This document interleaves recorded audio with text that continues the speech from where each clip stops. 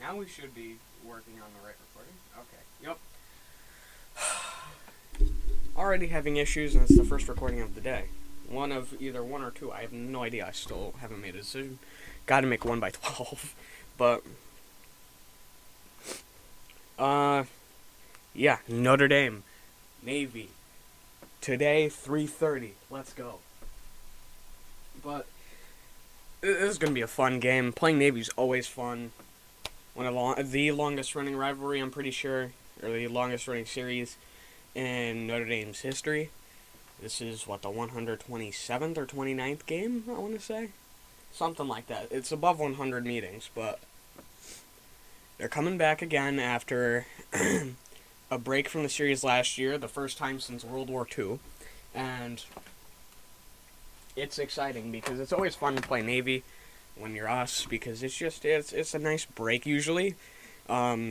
But it's always, especially this year, because this is flashbacks to '07 with the amount of upsets and everything. It's fun to watch that triple option play. But it's also scary for the first half until you figure it out. I think that's every team that plays an academy, one of the military academies. And Navy's no different. It's like playing Army or Air Force usually. Army right now is the best team out of them, but we won't talk about that. Although Navy doesn't have the talent level at quarterback they've had before, they don't have a guy that's going to come out here and just destroy you and light you up if he can, if he gets the chance. But they still got a good system. They get guys who can run it efficiently and well. That's why they succeed a lot. And right now, their only missing piece really is quarterback for that, in terms of the skill positions. So they're doing okay this year, and it's just going to be a game of how long can Brian Kelly take to figure that off, or Brian Kelly and Marcus Freeman take to figure out Navy before you can just go, all right, we're done. We're done playing around.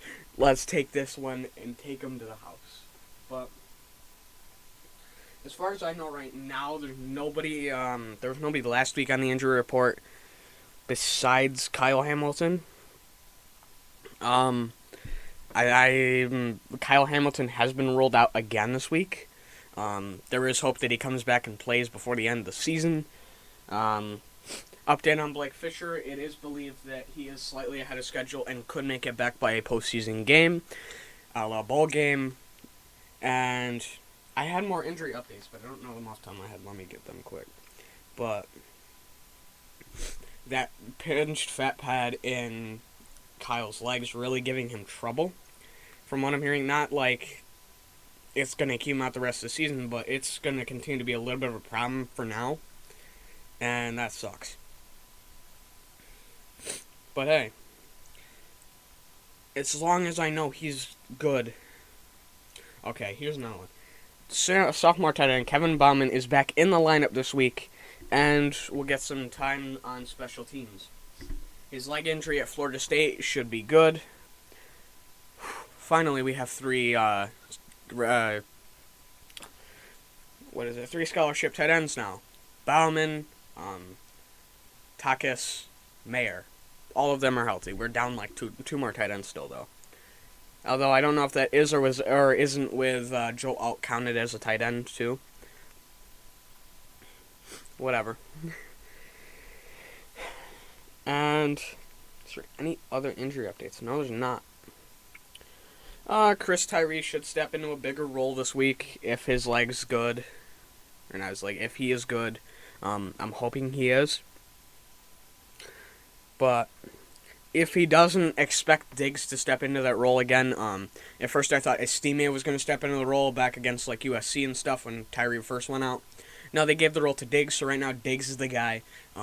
There's no reason why that should change, although you'll probably see Estime get a time here or there, or maybe even Sebo again, like against USC. I don't know. But yeah, the injury report still has not been listed, but the depth chart has been out for a couple days. And looking at it, yeah, tight ends. Mitchell Evans is the one that's hurt right now. And no, he's healthy. Well, somebody's moved out. I don't know. They'd list him. I'm not going to question it. But the keys to this game for Notre Dame are going to be figuring out just how their offense is going to go, how their offense is going to run, because they're a triple option team. They're so unpredictable, especially in a year like this where upsets are happening every single week that you never know, and you've got to take them seriously. You always got to take the academy seriously, no matter who they are, no matter what kind of year they're having. And now Notre Dame's going to have to dial up their offense and get them moving. This is going to be kind of a week to, again, get everybody a little bit more dialed in and hope that Cohen can settle himself in a little bit more as the season goes on, because he still isn't fully settled in. I feel like there's times where he really doesn't trust in his line. He doesn't necessarily sit there and trust in the receivers. And as the offensive line has gotten better, though, he has been making a little bit more accurate throws. Buckner is now like the red zone guy. I'm fine with that because I don't really trust Cohen with the ball in his hands in the red zone. Cincinnati game. But, I mean, he only threw, 1 or 2 picks to Ahmad Gardner in the red zone? So, yeah. I don't trust Cohen in the red zone. I trust Buckner in the red zone if they give him a triple, or if they give him a read option or two. Not a read option, an RPO. Maybe a read option sprinkled in. You know, Buckner, he's a little more of a threat because you know he's going to move. Cohen, he showed a great amount of ability to scramble last week, but the question is can he continue? That's why I don't necessarily... I give him props for what he did last week for moving out of the pocket, but he's got to show me it again before I can really start to believe in him with that. But it's going to be just getting the ball out, making accurate throws, and the offensive line holding up. That's all it's going to be. Watch out for guys like WRs Colzie, the freshman, Lorenzo Styles, the other freshman. Watch out for Avery Davis and what's his name? Not Wilkins. Wilkins is hurt for the season. His name, I can't remember his name off the top of my head. I just had the depth chart pulled up. I have to check it. But Mayer hopefully will get a slightly bigger role. That's something I've been calling for a while.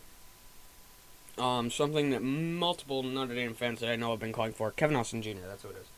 But give Mayer a bigger role. Give Lindsey a bigger role, and let's see what happens.